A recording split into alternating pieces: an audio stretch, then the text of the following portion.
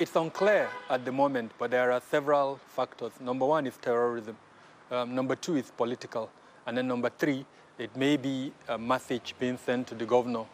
We're told that he did a couple of things that make certain persons in the state uncomfortable. Number one is interference within the political process in the selection of both flag bearers at the senatorial and at the House of Rep levels. A significant number of politicians were unhappy.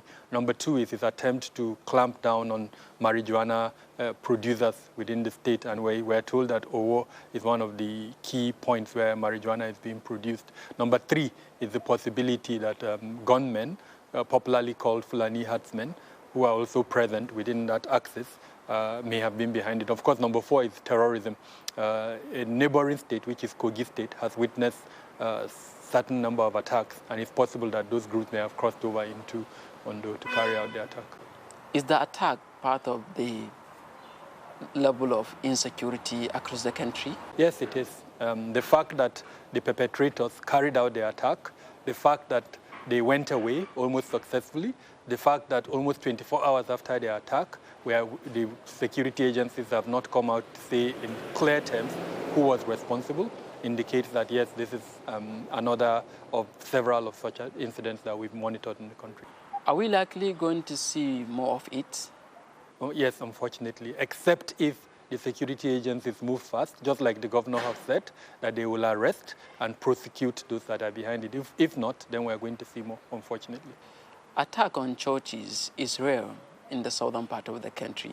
Does this show the level of escalation of insecurity in the region? So first off, this is not the first attack in a religious place of worship, a church in the southern half of the country. A couple of years ago, I think 2 or 3 years ago in Anambra State, there was a similar desecration of a religious place of worship where later we were told that it was a cold war between two gangs, some of whom may even have international connections. So such kind of attacks, unfortunately, are not as rare as they sound. The nature of this attack in Ondo State suggests that whatever group carried it out does not even recognize the holy place of a religious place of worship.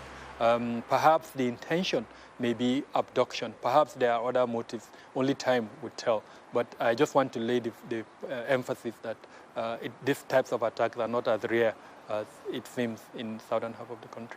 Some people are blaming it on Fulani. What is your take? Yes, it's possible. Just like I mentioned, there are armed Fulani militias operating in that part of the country, and they may have been behind this attack. But what is important is for us to state that even if it's the Fulani so-called herdsmen, they are not doing it because they are Fulanis. They are doing it because they either have a terroristic or a criminal intention.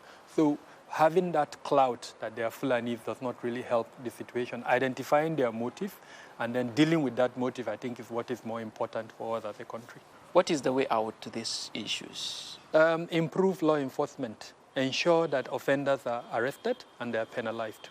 How should the government and people be responding to this kind of event so that it will prevent from having reprisal attack that would affect innocent citizens? For the government, like I said, improve on law enforcement so that offenders are arrested and punished.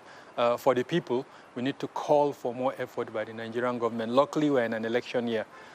This is the time for us to ask from our politicians what they intend to do to address these security situations. Anything short of that, unfortunately, will mean this thing will continue.